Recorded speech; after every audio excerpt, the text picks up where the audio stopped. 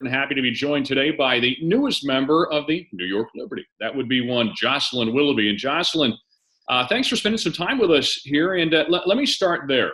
You were the number 10 overall pick of the Phoenix Mercury, only to be traded to your hometown team in New York on Friday night. What have the past 3 or 4 days been like for you? I mean, they've been pretty exciting. Definitely busy. I've gotten so many messages and just support from, coaches, teammates, family members, teachers, everyone really. And so for me, one of the biggest things was just thanking everyone who was with me in that moment, whether virtually or like actually physically here. And then reaching out to and thanking everyone who wished me well and wished me much success and just shared so much support. So that's been a huge part of the past few days. And of course, we have one more week of school, so then also doing schoolwork and just kind of like balancing those two worlds. Speaking of worlds, what a world we live in right now that you can Yeah. thank people that were with you physically and those that were with you virtually. I mean, that's just kind of the reality of things. And look, to say you're multi-leveled in terms of a multi-talented athlete doesn't begin to tell the story. And I want to talk about that in a moment. But draft night, again, is something that most professional athletes never forget. But with your circumstances being as they were, I'm curious what that experience was like under the current circumstances we're dealing with under quarantine. Yeah, I think I always just try and find the good in circumstances. And so talking to different people like Monica Wright, who was drafted herself, and realizing, if this were not a virtual draft, I wouldn't have had the ability to have all the people, all my coaches and family members and friends present, even though it was virtually. So just, trying to find the good in it. And I think either way, it's a memorable experience.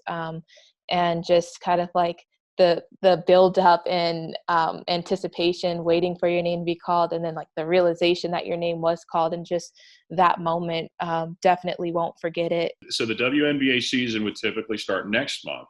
Hmm. But I'm curious, what are you hearing regarding the immediate future of your upcoming debut season as a professional? Yeah, I think like everyone, it's unknown.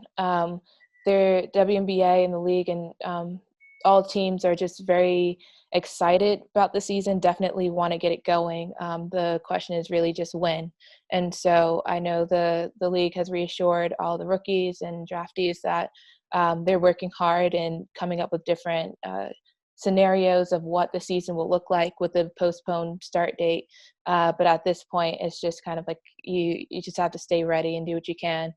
So for folks that may not have followed your career, not only were you the first Cavalier to lead the ACC in scoring since Monica Wright did it way back in 2010, and only the second ever at UVA, but you also happen to be the ACC Scholar Athlete of the Year, rounding out your first year as a graduate student at the Batten School here at Virginia. So how do you handle the academic part of your life moving forward now, with the professional life potentially taking you that direction now? Yeah, right now I have one more week of classes, and then finals. So right now I think that's been kind of the blessing in disguise of this time period.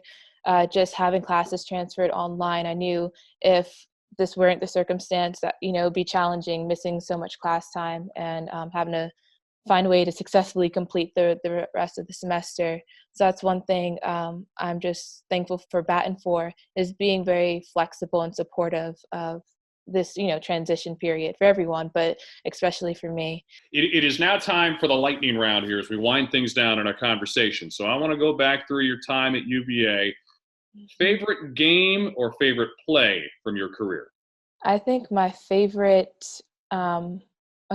personal favorite game or play from this year was the Or ODU from game. any time, since Yeah, you. so my personal was the ODU game, where I hit uh, the three against ODU to like give us the lead, and then we ended up winning that game.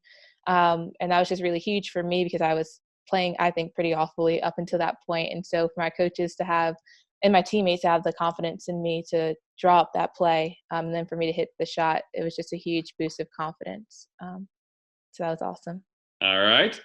Next online, what was your favorite UVA sports moment outside of women's basketball? Okay, so I actually have two.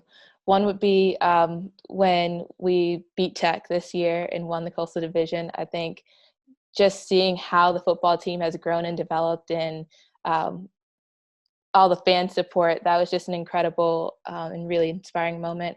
And then, of course, seeing the men's basketball team win the national championship, I think that will hands down be the best like weekend at UVA for me, and just most inspiring moment to see their whole journey and to actually know them and all the work that they put into doing that. That was just amazing. Yeah, 2019 is one we're never going to forget. I'll tell you that much. Not at all. Hey, so the last question I have for you: guilty pleasure? Anything that you're doing during this time of self quarantine that you keep busy with? Yeah, I don't think it'll be considered a guilty pleasure, but it's just something I haven't been able to do, not in quarantine, but watching a lot more TV. And so getting into some new shows like This Is Us. And so that's been a really interesting show, and I'm excited about it. So just watching more shows and catching up, I guess. Yeah, doing regular people stuff, huh? Exactly. All right, there it is. Jocelyn, good luck to you, and look forward to seeing you back on the court again, hopefully soon, and sooner rather than later. Let's hope. Yeah. Thanks again for the time. Thank you.